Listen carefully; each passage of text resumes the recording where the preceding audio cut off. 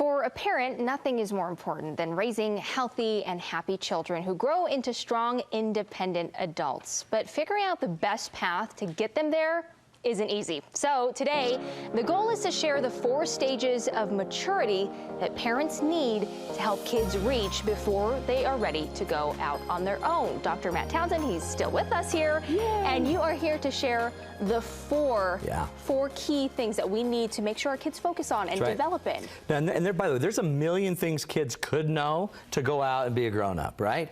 But there's certain things that if we could just get these certain things solidified, those 4 maturity issues, we need them independent there, because once they're independent there, they can go pretty much make anything else happen on their own. And just because they're out of the house, just because they're off to college, doesn't mean you stop being a parent. No, not at all. Like, I mean, one of my favorite samples of this, or examples of this, is on The Office, where Michael Scott's decided to what's it called, declare bankruptcy, and he yells, "I declare bankruptcy!"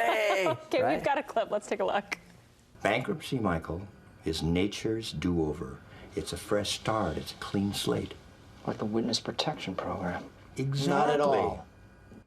Okay, I really do. I've seen this online like a bunch of times. I declare bankruptcy. Isn't that funny? And he goes out there and he declares it. And so if it were just that simple that you could just declare something like that, that's great. The reality of it is, too, our kids being independent isn't something they declare. They've either got it or they can't. It's like sit-ups. They can either give us 100 or they can't. And if they're not independent, just because they have a driver's license doesn't mean they're an independent, mature thinker. So this takes growth to do, but our goal is to move from dependence to independence to interdependence. And eventually we want to be interdependent with our kids, but to be interdependent, we need 2 independent beings. Sure. So we're going to talk about 4 different areas they need to reach independence, okay? The first one I was kind of surprised at, so spiritual independence. They have to somehow be able to connect to their own deeper purpose.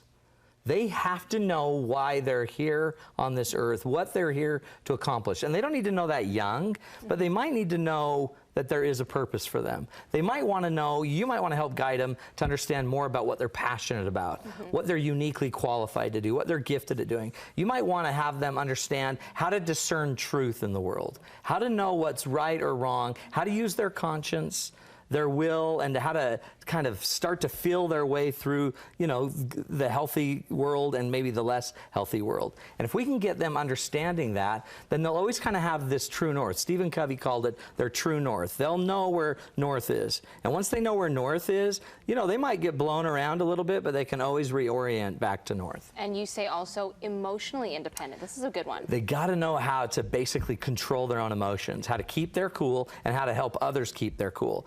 They also have to understand themselves emotionally. What are their weaknesses? What is anxiety? Do they have anxiety? Is there a little depression going on? They need to understand their emotions well enough to know that, you know what, I'm starting to be tipped over by what I'm feeling, and know how to actually mitigate it or manage it and put it in a healthier place, or go get help. Right. I can't tell you how many times I've seen people come to me that their children have anxiety, and I ask, do you guys have anxiety? And they're not sure. If the adults aren't sure if they do. That's kind of scary. It's kind of scary, but they actually have it. They act like it. They see it. They don't recognize it. But they don't recognize it. And we need our kids to recognize their own emotions. Then emotions are good. Help them talk about their feelings and know that the feelings are a way to kind of work their way through the world. And you say intellectually independence. This is something very huge. Especially in our day and age when there's so much information out there, you've got to keep learning. You've got to keep growing. Do you know how to find the right answers? Are you self-motivated enough to go find a solution to something?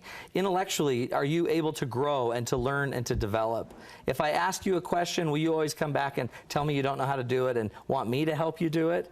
Eventually the kid or the child needs to know how to go figure it out themselves and have 4 or 5 different ways to start to learn and to grow. And they also need to see learning as a constant in life, not just something we did in school. Right, it's not over after those 4 years in college. And are they independent, able to go out and make it on their own by thinking for themselves? Can they go to different viewpoints? Can they hear something without it negatively affecting them? And you're saying that socially independence, that's something that's the last of the 4. That's the ratcheting it up. Now I need to be able to not only do all this stuff with myself, but now can I go enroll other people? Can I bring other people into the game? Do I know how to connect deeply with other people? Do I have parts of me that make it so I'd rather run away from the relationships as they get more close and intimate? Or can I actually step into them? Am I willing to risk and fail with people? Am I willing to make a mistake? Do I forgive myself? Do I know how to forgive others?